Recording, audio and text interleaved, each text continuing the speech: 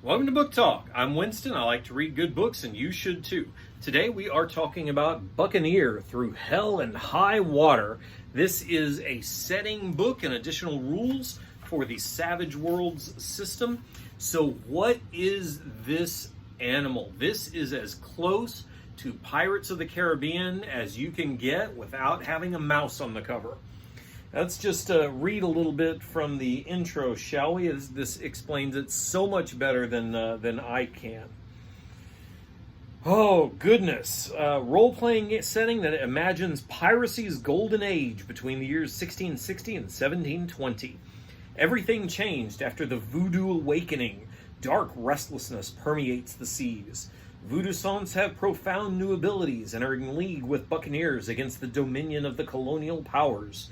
The nations of Europe sends bands of zealot priests called witch hunters to eradicate the evil which threatens their dominion over the New World, and the lucrative commercial shipping lanes which breathe life into the Old World. Dark spirits help the Voodoo Sant release miracles into the world, but there was a price. Deep on the seafloor, south of the Greater Antilles, a breach opened between hell and earth. A crack at the bottom of the sea released a yellowish-black ichor from the depths into the world. The ichor flowed from the bottom of the sea and ascended to the surface, where it congealed and formed new islands. These are the high water islands, called so because of their slow rise from the sea. On these islands, creatures of legend, restless spirits, and enormous monsters spring to life. Sailors fear their islands and the dangers, but buccaneers find them a haven from vengeful nations. If you want to do the golden age of piracy with a smidgen of fantasy and a heaping helping of horror, this is where you're going with it, because you've got zombies, you've got Cthulhuoid creatures, you've got demons from hell, you've got strange, twisted abominations that we have no idea where they came from. Every one of those fits neatly, snugly into this little package. You want to be a buccaneer ferrying passengers, and plundering loot and attacking the shipping lanes. Go for it. There are rules aplenty for building and customizing your pirate ship and taking it into naval battles, taking it through deadly hurricanes, and taking it up against these massive kraken-like sea monsters. You want to be the righteous witch hunters, the Spanish Inquisition descending upon the Caribbean islands to stomp out and eradicate this evil. They've got you covered. The holy miracles in here are designed to seek out true evil and wipe it off the face of the earth. Would you rather be a voodoo saint fighting back against the European powers and determined to reclaim your homeland for your own people? You can do that too. The Loa are on your side, and they are willing to give you all the power you need for a price. A very small price. You won't even miss it. Do you just want some good solid adventure? Want to plunder ships, fight monsters, explore strange, new, and deadly worlds? Buccaneer Hell and High Water has everything covered if you're going to do it on the decks of a pirate ship. Now, I have been really impressed with this book in a lot of ways. For one thing, it's massive. That's 300 pages worth of setting and rules and goodness. There are new edges in here to specifically tailored for ship-to-ship combat, both on-ship and boarding actions, so that your pirate can swing from the riggings and dash across gangplanks and generally cut other people to bloody ribbons with their cutlass. The introduction has how to build your crew, including the main roles onboard crew, the captain, the navigator, the vanguard, the surgeon, the carpenter, the bosun, all of the different things. The section on Mystic World runs the gamut. You can be a voodoo saint, you can be a holy man, you can be a witch hunter, you can be something in between if you care to twist the Savage World core system to your liking. It works very well. The Gazetteers, the powers. There are custom powers for each of the principal arcane wielders that is flavored to their particular style.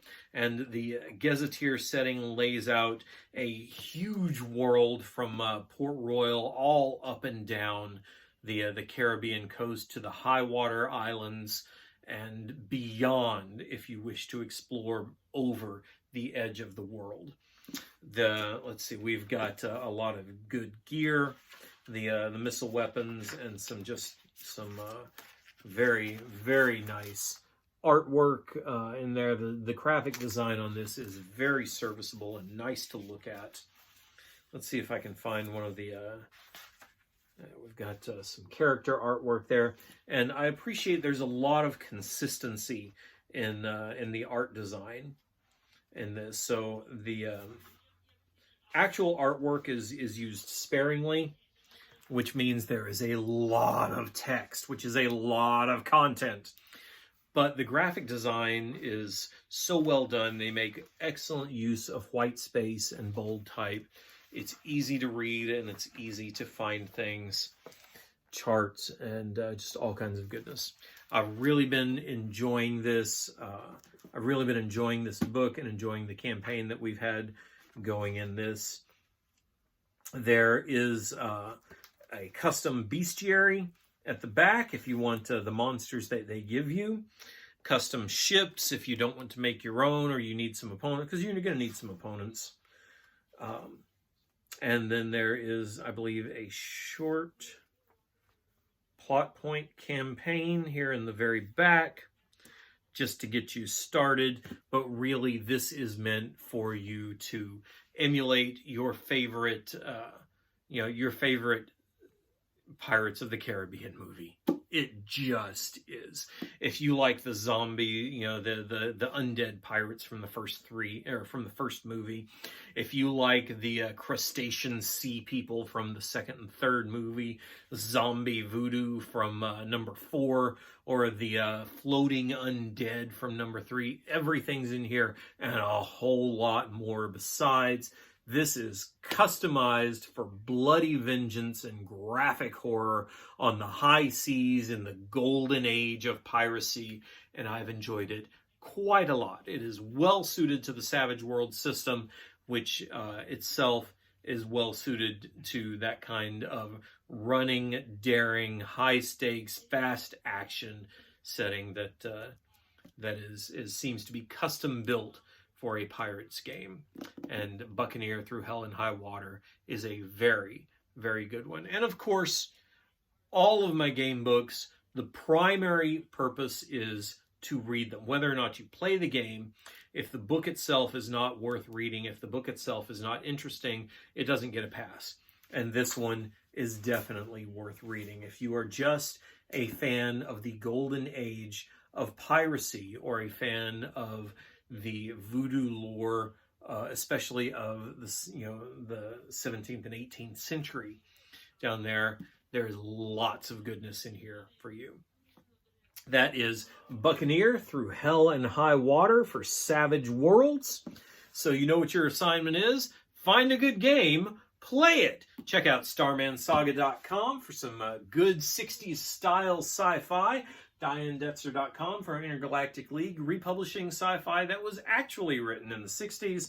And of course, all my own stuff at Critical Press Media, plus all of these other books I'm helping to publish. When you're getting all that done, come on right back here, because there's more book talk yet to come.